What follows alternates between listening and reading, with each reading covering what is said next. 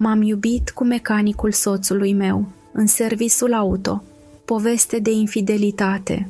Mă numesc Ana, am 38 de ani și locuiesc într-un orășel liniștit din sudul României, alături de soțul meu, Dan.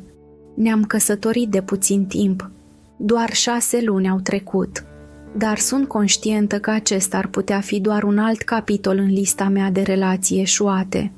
Am fost măritată de 3 ori până acum, dar nu m-aș considera o romantică fără speranță. Poate mai degrabă o femeie care nu se poate mulțumi niciodată cu puțin. Nu am căutat niciodată bărbați cu bani și nici Dan nu este vreun magnat. M-am căsătorit cu el pentru că, cel puțin la început, părea să-mi ofere ceva mai mult decât o simplă distracție trecătoare.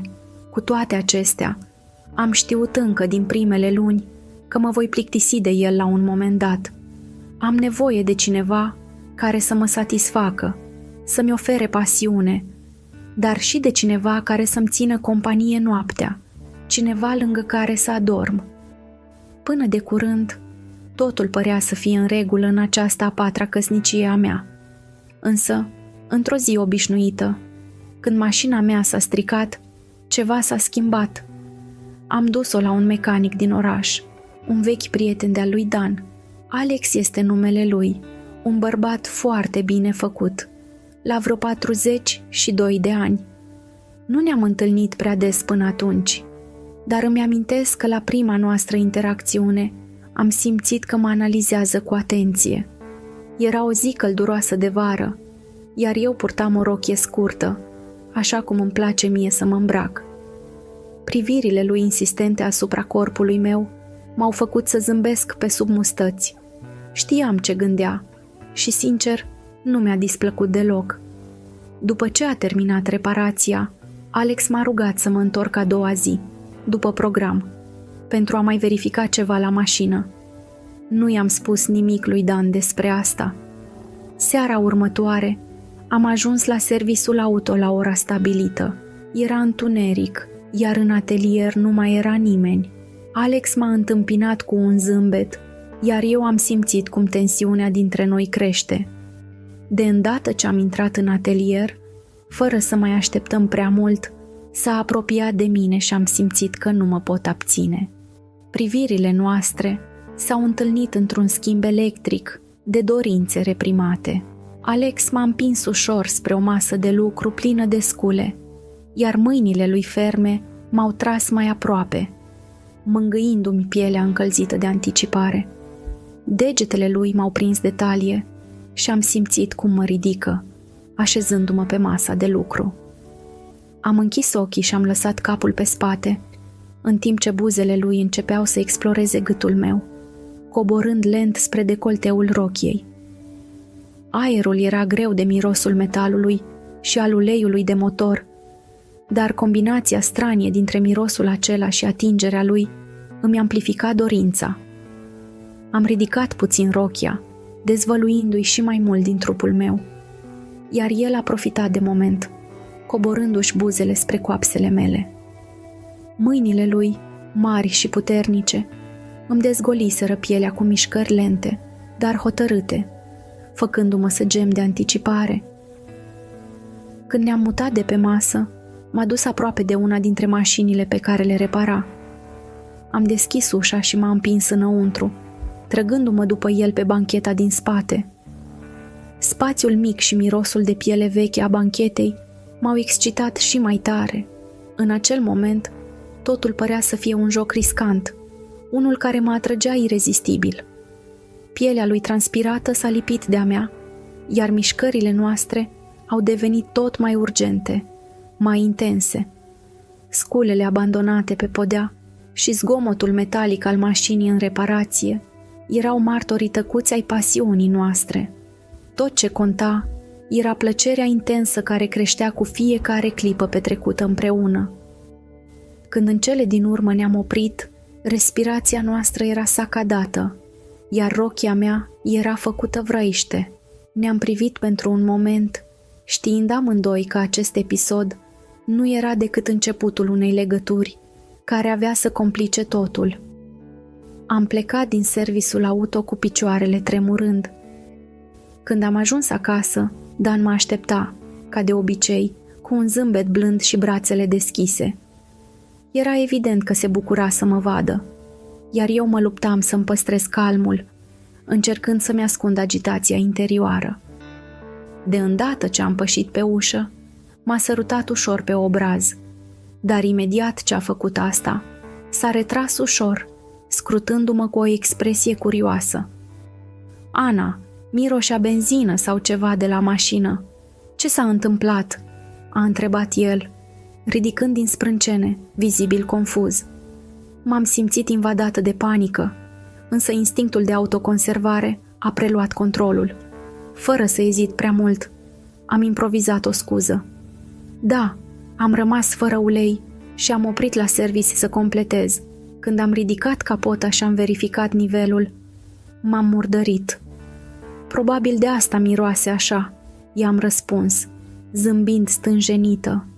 Dan a dat din cap, părând mulțumit de explicație, și mi-a zâmbit din nou, relaxându-se. Bine că ai rezolvat. Hai, lasă mașina și vino în pat.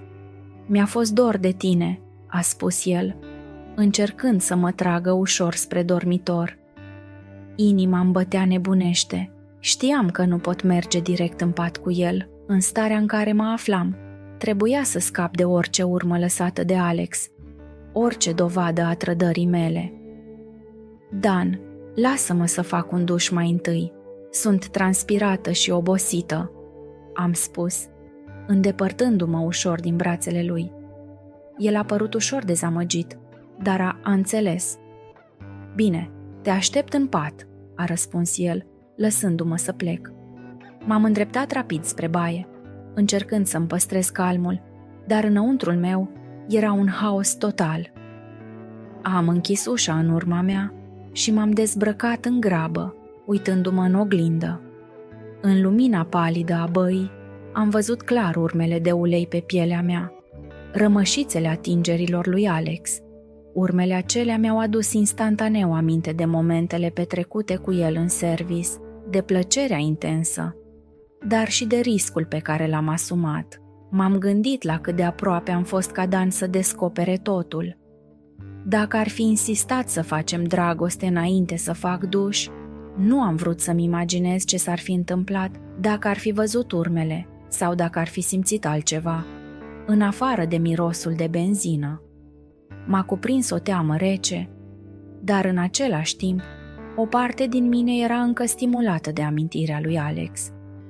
Am intrat sub jetul de apă fierbinte și am început să mă spăl frenetic, dorind să șterg orice urmă a aventurii mele. M-am frecat puternic, simțind cum uleiul se scurgea de pe pielea mea. Mă simțeam în siguranță, doar când am văzut că nu mai rămăsese nicio pată. Cu toate acestea, chiar și după ce m-am curățat, am rămas cu o senzație de neliniște, conștientă că, indiferent cât de bine ascundeam faptele mele, acestea continuau să existe în interiorul meu. După ce am terminat dușul, am ieșit din baie și m-am îndreptat spre dormitor. Dan era deja întins în pat, așteptându-mă. Își dorea să mă apropie, să fim împreună, dar eu eram deja epuizată, atât fizic cât și mental. Îmi doream doar să mă ascund sub cearșafuri și să uit tot ce s-a întâmplat în seara aceea. Ana, ești bine? Hai, vino aici, mi-a spus el cu o voce blândă, întinzând mâna spre mine. Am zâmbit forțat și am dat din cap. Nu mă simt prea bine, Dan. Cred că m-a obosit toată treaba cu mașina și căldura de afară. Poate mâine, da? Dan a părut surprins, dar nu a insistat. Desigur, odihnește-te, mi-a spus el, trăgându-mă aproape de el pentru a mă îmbrățișa. M-am ghemuit lângă el, dar gândurile mele erau departe. Mintea mea încă revedea scenele din service, gesturile disperate, privirile insistente ale lui Alex și dorința nestăpânită care ne-a cuprins amândoi. Deși corpul meu era liniștit lângă Dan, în interior eram încă agitată, săturată de la întâlnirea cu Alex, dar și speriată de cât de aproape fusese totul de a se destrăma. Am adormit târziu, gândindu-mă la ce urma să fac mai departe. Am încercat să stau departe de Alex și să mă concentrez pe familia mea. Simțeam un amestec ciudat de vinovăție și frustrare, pentru că, deși doream să fiu fidelă, eram conștientă că nu puteam să stau prea mult timp cu un singur bărbat. Pentru a mă pedepsi și pentru a-mi alina remușcările, m-am străduit să fiu cât mai prezentă în viața de familie și să-i fac pe plac lui Dan în toate felurile posibile. Îmi îndreptam toată energia spre casă, sperând că astfel voi uita episodul cu Alex și că voi restabili echilibrul. Încercasem să mă concentrez pe familie și pe Dan, sperând că îmi voi restabili echilibrul după tot ce se întâmplase cu Alex. Mă luptam cu sentimentele de vinovăție și frustrare, dar știam că nu puteam să stau prea mult timp doar cu un singur bărbat. Încercam să fiu cât mai prezentă în viața de familie și să-i fac pe plac lui Dan, în speranța că asta mă va ajuta să uit. Într-o zi, în timp ce eram în trafic, am ajuns la un semafor. Mi-am întors privirea spre mașina din dreapta și l-am văzut pe Alex. Mi-a zâmbit și m-a salutat discret cu capul. În acel moment, semaforul s-a făcut verde, iar el a plecat, lăsându-mă în urma lui, într-o stare de confuzie intensă. În ciuda eforturilor mele de a uita acea noapte din service, doar o privire de la el a fost suficientă să-mi reaprindă dorința. Ziua următoare, coincidența a făcut ca perioada pentru schimbul de ulei al mașinii să fie aproape. Fără să mă mai gândesc prea mult, i-am spus lui Dan că voi merge eu să fac schimbul de ulei. Am ales intenționat ora de sfârșit de program, știind că Alex va rămâne singur în service după ce colegii lui vor pleca. Seara, când am ajuns la service, Alex era deja acolo, ocupat cu schimbul de ulei. Ceilalți doi mecanici tocmai își încheiaseră tura și se pregăteau să plece acasă.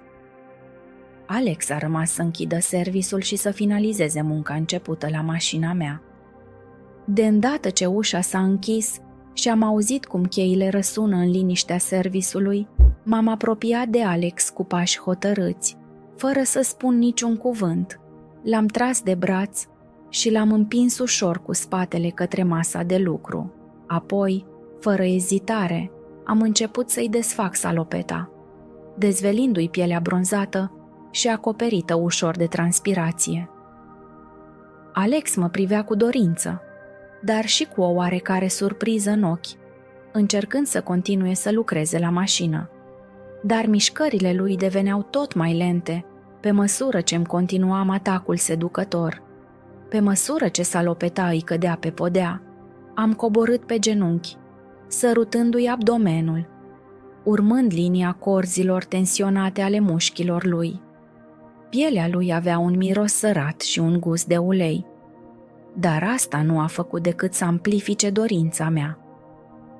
Alex a lăsat sculele jos, nefiind în stare să se mai concentreze, lăsându-se în voia momentului.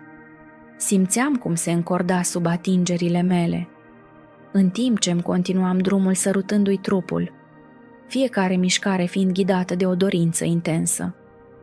M-am ridicat ușor și m-am apropiat mai mult de el, lipindu-mi trupul de al lui. Fără să mai aștept, l-am împins spre una dintre mașinile ridicate pe platformă și cu mișcări rapide mi-am ridicat fusta, dezvăluindu-i trupul. Alex nu a mai avut nevoie de nicio altă invitație. S-a întors spre mine și în câteva secunde totul s-a transformat într-o furtună de pasiune. Trupurile noastre s-au unit rapid. Mișcările erau intense și disperate, fiecare căutând eliberarea pe care doar celălalt o putea oferi în acel moment. Într-o stare de extaz aproape brutal, am trăit fiecare clipă ca și cum ar fi fost ultima. După ce totul s-a încheiat, mi-am aranjat hainele și am părăsit serviciul, lăsându-l pe Alex în urma mea, epuizat, dar satisfăcut. Pe drumul spre casă, o mulțime de gânduri îmi traversau mintea, dar nu aveam regrete, doar o senzație de împlinire și eliberare de sub presiunea care mă apăsase în ultima vreme. Când am ajuns acasă, am observat că Dan nu era încă acolo, deși ar fi trebuit să fie. Nu am dat prea multă importanță acestui fapt, fiindcă eram prea concentrată pe a scăpa de orice urmă a escapadei mele recente. M-am dus direct în baie, unde am făcut un duș lung și fierbinte, lăsând apa să-mi curețe trupul, dar și mintea. După ce m-am spălat, m-am îndreptat către pat. M-am așezat sub cearșafuri, dar somnul întârzie să vină.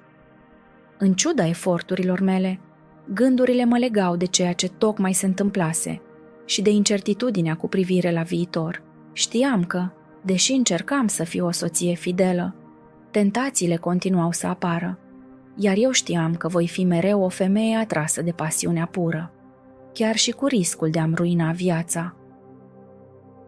Câteva minute mai târziu, Dan a ajuns acasă.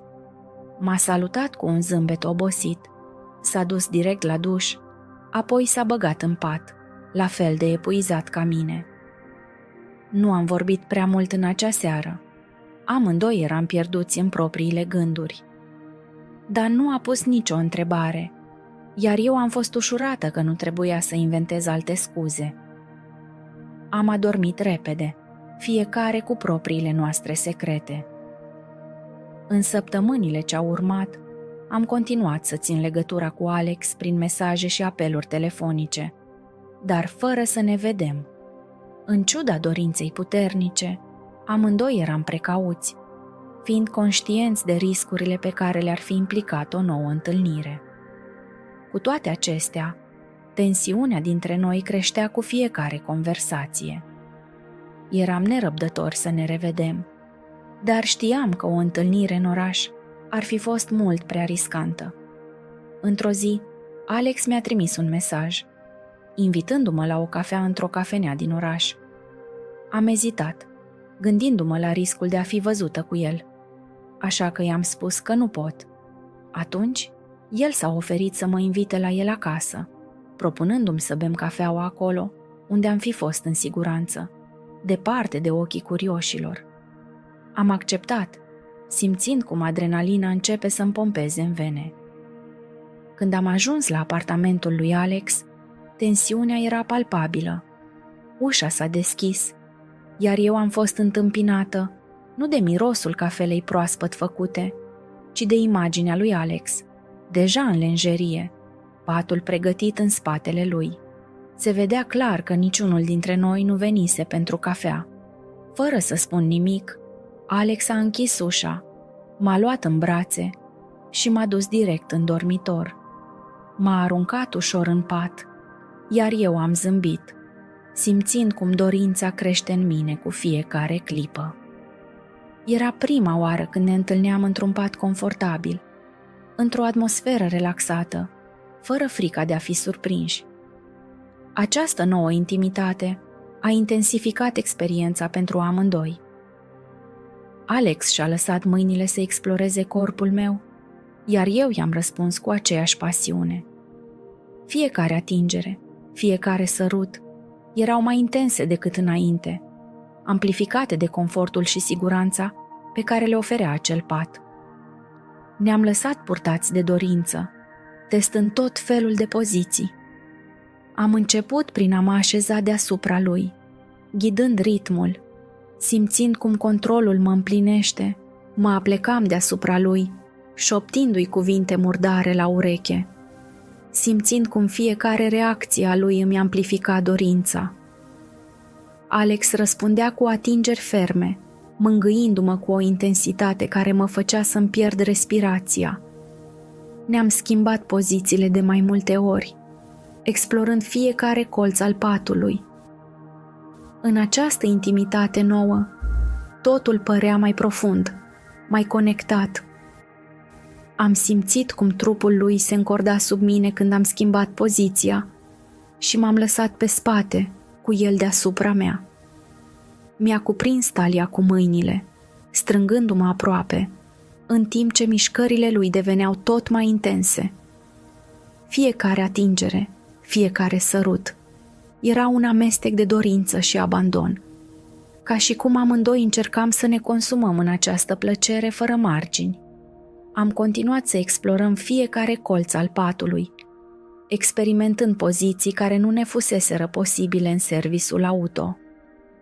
Am încercat să-mi mențin controlul, dar cu fiecare mișcare, Alex îmi învăluia simțurile, făcându-mă să pierd orice noțiune a timpului și a spațiului. Ne-am lăsat purtați de valul de pasiune, care părea să nu se mai termine, simțind cum trupurile noastre se contopeau într-un dans nebunesc de dorință și plăcere.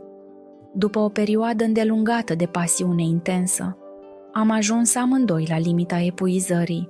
Respirațiile noastre erau sacadate, iar camera era plină de mirosul dulce amărui al plăcerii consumate. M-am lăsat pe spate, privindu-l pe Alex cum se relaxa lângă mine, cu un zâmbet de satisfacție pe buze. Am zăcut amândoi în pat, bucurându-ne de liniștea de după furtună, știind că aceste momente erau rare și prețioase. În cele din urmă, m-am ridicat din pat și am început să mă îmbrac, știind că trebuia să mă întorc acasă. Era deja aproape de ora 8 seara și trebuia să ajung înainte ca Dan să devină suspicios. M-am uitat la Alex, care mă privea cu un zâmbet mulțumit. Nu aveam nevoie de cuvinte pentru a ne spune la revedere. Amândoi știam că nu era ultima oară când ne vedeam. Când am ajuns acasă, am realizat că Dan nu era încă acolo. În mod normal, ar fi trebuit să fie deja acasă, dar în ultima vreme, el rămânea adesea peste program, lucrând ore suplimentare. Am fost ușurată de această situație, știind că timpul petrecut de Dan la serviciu îmi oferea mai multă libertate pentru aventurile mele. Am mers direct la duș, încercând să șterg orice urmă a întâlnirii cu Alex, dar mintea mea era încă prinsă în valurile de pasiune de mai devreme. După ce am terminat, m-am dus în pat, mulțumită că, pentru moment, toate piesele cădeau perfect în loc. Eram fericită că Dan muncea din ce în ce mai mult, pentru că acest lucru mi oferea spațiu să explorez pasiunea interzisă cu Alex. Când Dan a ajuns acasă mai târziu, eram deja în pat, aproape ațipind, cu un zâmbet satisfăcut pe buze. Viața mea, deși complicată și presărată cu secrete, îmi oferea exact ceea ce aveam nevoie. Senzații puternice, libertate și, cel puțin pentru moment, liniștea că nimeni nu bănuia nimic. Dar liniștea aceasta avea să fie curmată mult mai devreme decât mă așteptam. Într-o zi am ieșit la plimbare, încercând să-mi pun ordine în gânduri. Viața mea devenise un carusel de emoții și secrete, iar uneori simțeam nevoia să mă îndepărtez de tot pentru a mă reculege. Am urcat în grabă în autobuz, fără să fiu prea atentă la numărul lui. După câteva minute, mi-am dat seama că eram pe o rută greșită, într-un cartier îndepărtat, pe care nu-l mai vizitasem niciodată. Derutată, am decis să rămân în autobuz până la capătul liniei, urmând să cobor și să iau autobuzul potrivit la întoarcere. În timp ce autobuzul străbătea străzi necunoscute, priveam absentă pe geam, pierdută în gânduri. Însă la un moment dat, ceva mi-a atras atenția. În dreptul unei terase dintr-un cartier necunoscut, am văzut o siluetă familiară. Am clipit de câteva ori, încercând să-mi dau seama dacă văd bine. Autobuzul a ajuns la un semafor și a oprit chiar în fața terasei. Din poziția în care mă aflam, puteam vedea foarte clar scena. Soțul meu, Dan, stătea la masă cu o altă femeie. Conversația lor părea intimă, zâmbetele lor largi și relaxate. Am rămas paralizată de șoc, încercând să procesez ceea ce vedeam. Eram sigură că Dan era la serviciu, așa cum îmi spusese înainte să plec de acasă.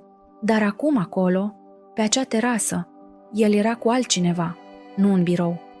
Emoțiile s-au amestecat în mine, furie, gelozie, dar și o doză de ironie amară. M-am forțat să nu fac nimic.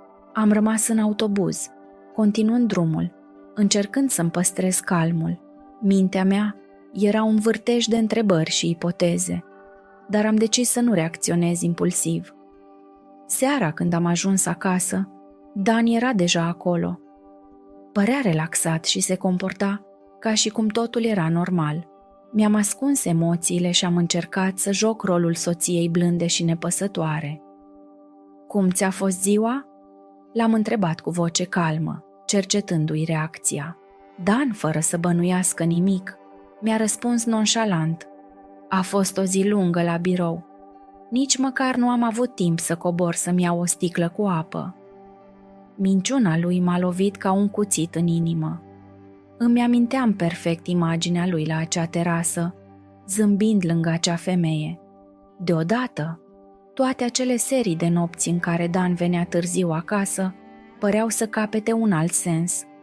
Începusem să bănuiesc că toate acele ore, extra la serviciu, nu erau altceva decât timp petrecut cu alte femei. În zilele care au urmat, am devenit mai atentă. Am început să-l urmăresc discret pe Dan, să-i analizez mișcările și să-i verific telefonul atunci când aveam ocazia. Cu fiecare indiciu pe care îl descopeream, suspiciunile mele deveneau tot mai solide. Observam cum Dan pleca de vreme și se întorcea târziu, iar atunci când îl întrebam unde fusese, avea întotdeauna o scuză pregătită. Întâlniri de afaceri, proiecte urgente, apeluri telefonice importante. Mă aflam într-un joc periculos, unul pe care îl cunoșteam prea bine din propriile mele aventuri, dar pe care nu mi-l imaginasem niciodată întors împotriva mea. Ironia situației nu-mi scăpa, dar în loc să mă facă să mă simt vinovată pentru propriile greșeli, îmi amplifica și mai mult dorința de răzbunare. Deși, inițial, am fost furioasă și tulburată de descoperirea mea, pe măsură ce zilele treceau, am realizat că situația mi oferea mai multă libertate decât mi-aș fi putut imagina. Dacă Dan își petrecea timpul cu alte femei, atunci eu aveam libertatea de a continua relația cu Alex, fără teamă de a fi descoperită. Simțeam că, în ciuda trădării lui Dan, puteam să-mi trăiesc viața după bunul plac, fără remușcări. Într-un mod ciudat, adevărul care începuse să iasă la suprafață mă elibera. Libertatea era tot ce-mi dorisem, iar acum, mai mult ca oricând, aveam această libertate, chiar dacă prețul era căsnicia mea. Într-o seară, după câteva zile în care tensiunea crescuse în mine, m-am întors acasă și am simțit că nu mai pot să evit confruntarea. După cină, am rămas amândoi la masă, tăcerea devenind aproape insuportabilă. Nu mai puteam suporta presiunea suspiciunilor și a incertitudinilor care se acumulaseră. Dan, trebuie să vorbim, i-am spus cu voce fermă, dar încărcată de emoție. Am observat niște lucruri și cred că e momentul să fim sinceri unul cu celălalt. Dan și-a ridicat privirea spre mine, calm, ca și cum se aștepta de mult timp la această conversație.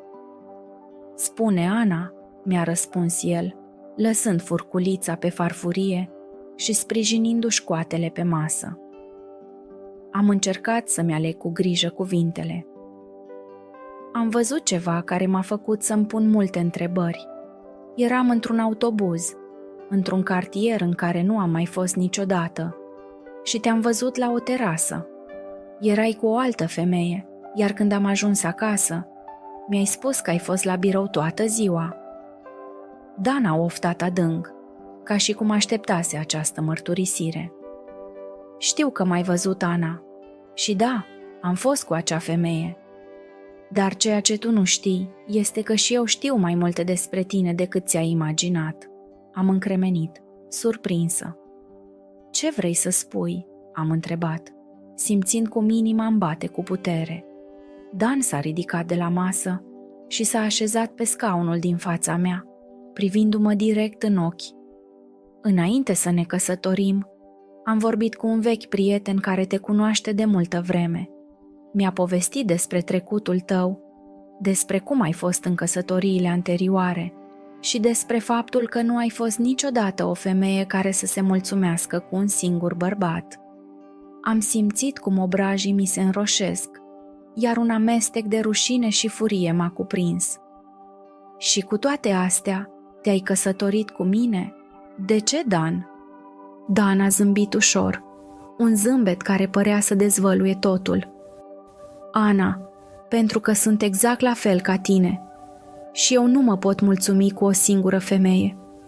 Înainte să te cunosc, am avut mai multe relații, unele scurte, altele mai lungi, dar niciodată nu am vrut să mă leg doar de o persoană. Tocmai de aceea, când am aflat despre tine, am știut că tu ești persoana cu care aș putea construi ceva diferit. Simțeam un amestec ciudat de gelozie și eliberare. Gelozia provenea din descoperirea că Dan fusese cu alte femei, dar eliberarea venea din faptul că, într-un fel, nu mai aveam nimic de ascuns. Totul ieșise la iveală. Deci, știi despre Alex, mecanicul? Am întrebat, testându-mi limitele. Dan a dat din cap. Da, Ana, știu de la început. Și nu m-a deranjat, pentru că știam că nu e ceva ce va afecta ceea ce avem noi, dar trebuie să recunosc că la început am simțit un pic de gelozie. Însă, pe măsură ce timpul a trecut, am înțeles că și eu vreau același lucru, libertate. Vreau să pot vedea alte femei, dar seara să vin acasă la tine, să dormim împreună și să ne comportăm ca o familie normală. L-am privit lung, încercând să procesez tot ceea ce auzisem. Totul începea să capete un sens nou, era o situație neobișnuită, dar în același timp părea soluția perfectă pentru amândoi. Deci ce propui?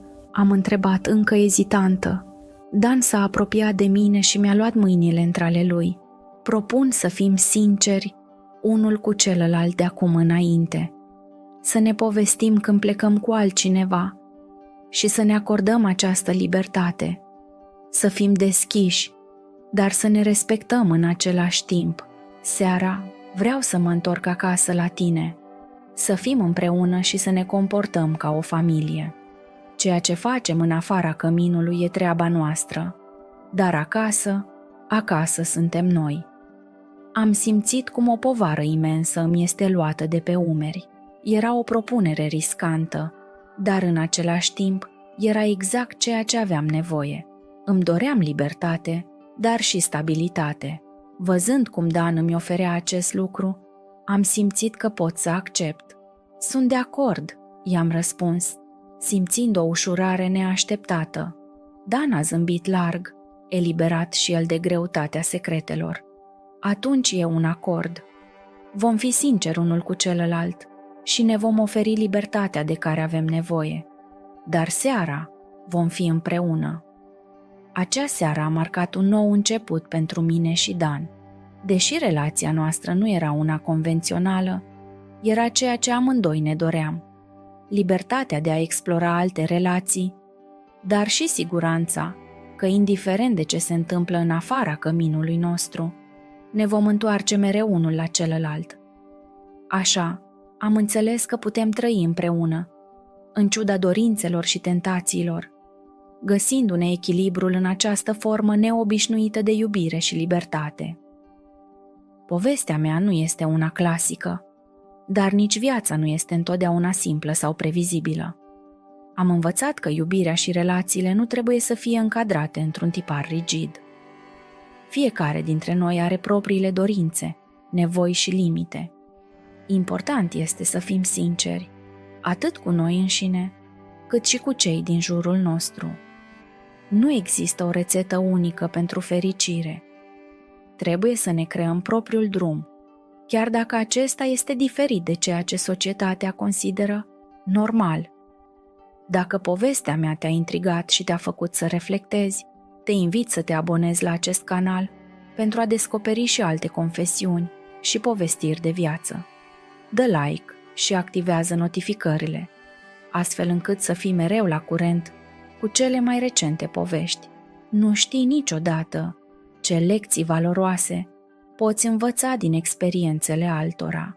Aștept cu nerăbdare să împărtășesc și alte povești captivante cu tine. Băiatul tânăr de la fermă m-a surprins mai mult decât soțul meu. Poveste de infidelitate. Numele meu este Eliza. Am trăit în același oraș mic toată viața mea, fiind căsătorită cu Mircea, un bărbat al cărui spirit părea să se fi contopit cu pământul pe care îl cultiva. Viața noastră, țesută din rutine și tăceri împărtășite, curgea ca un râu liniștit care mărginește casa noastră. Mircea era stânca mea, constanta mea. Totuși, în interiorul meu creștea o neliniște tăcută, o dorință de ceva indefinibil, pe care nu știam cum să o exprim sau să o satisfac.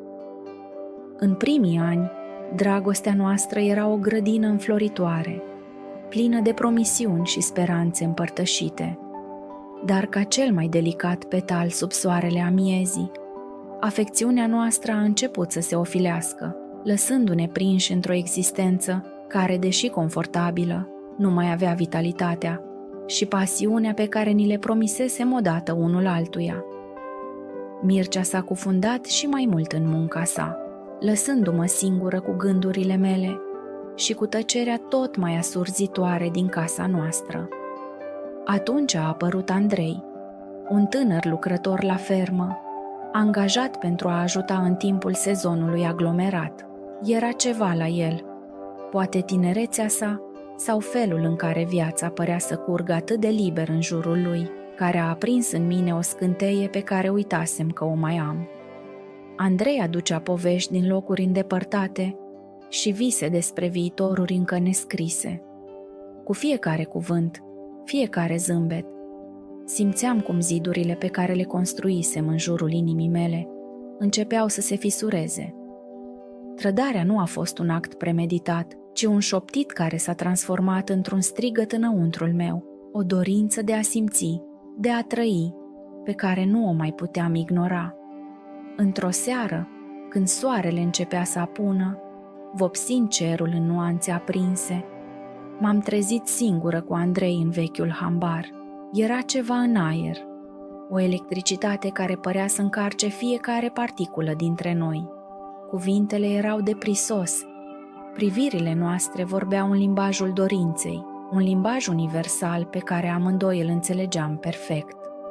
Ce a urmat a fost un vârtej de senzații, un torent de emoții, care m-a dus departe de malul sigur al căsniciei mele, în brațele lui Andrei. În acele momente am descoperit părți din mine, pe care credeam că le-am pierdut, senzații care rămăseseră adormite sub ani de conformitate și resemnare.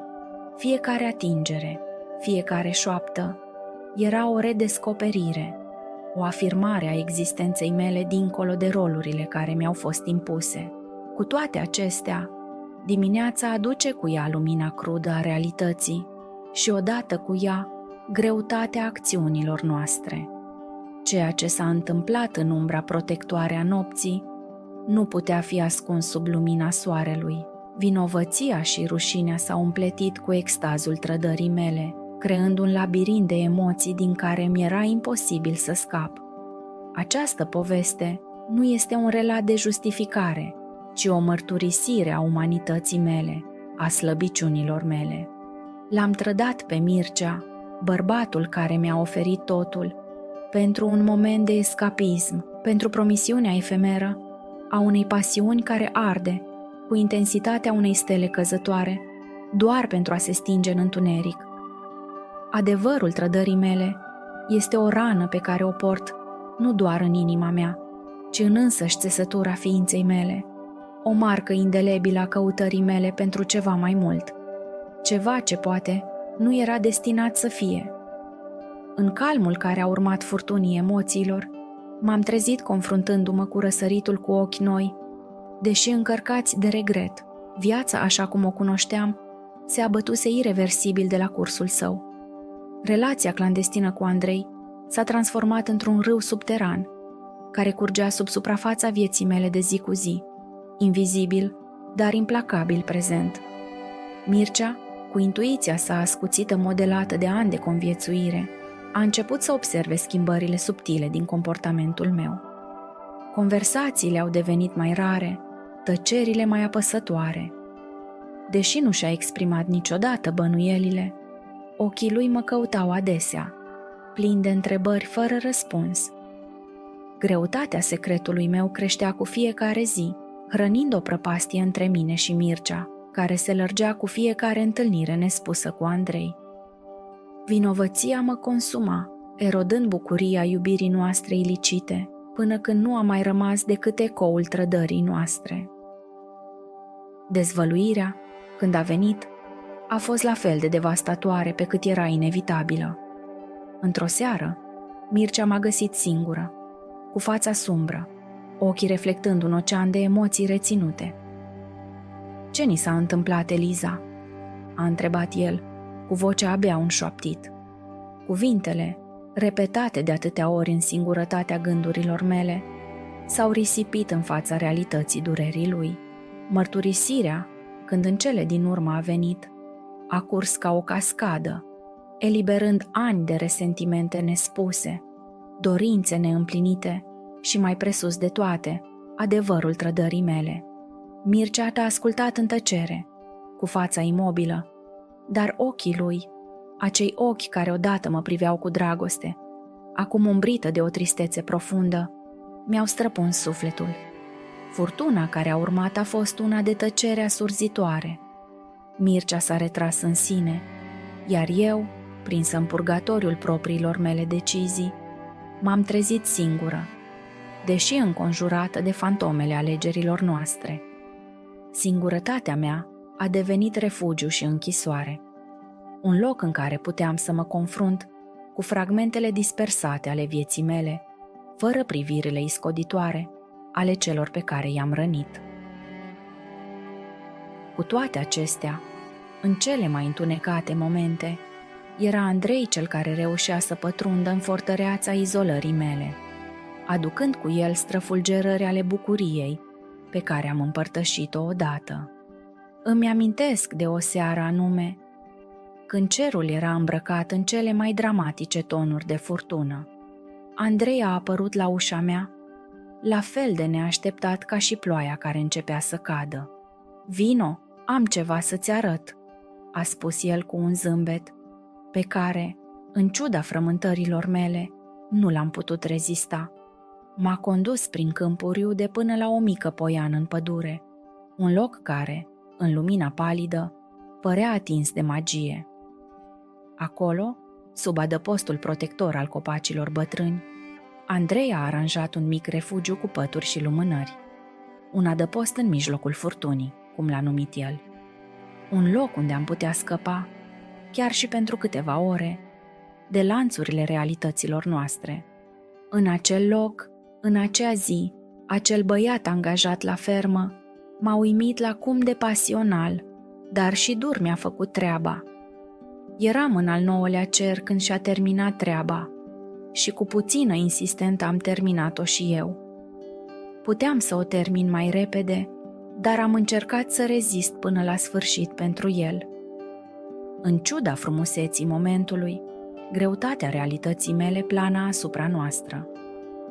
"De ce m-ai adus aici?" am întrebat, temându-mă și dorind răspunsul său. Andrei m-a privit în ochi, acei ochi care încă mai păstrau lumina viselor neîmplinite, și a spus: "Pentru că, Eliza, uneori trebuie să ne pierdem complet pentru a ne regăsi." Cuvintele lui au rămas cu mine, un memento că, deși călătoria noastră este plină de întuneric și căderi, lumina se găsește în cele mai neașteptate locuri. Căsnicia mea s-a sfârșit oficial câteva luni mai târziu. Nu a fost o despărțire violentă sau dramatică, ci mai degrabă o decizie comună, o acceptare a faptului că viața, așa cum o cunoșteam, a evoluat dincolo de punctul în care am putea găsi drumul înapoi unul către celălalt. Mircea și cu mine ne-am despărțit pe cât de amiabil am putut, deși rănile pe care le-am provocat unul altuia nu se vor vindeca niciodată complet.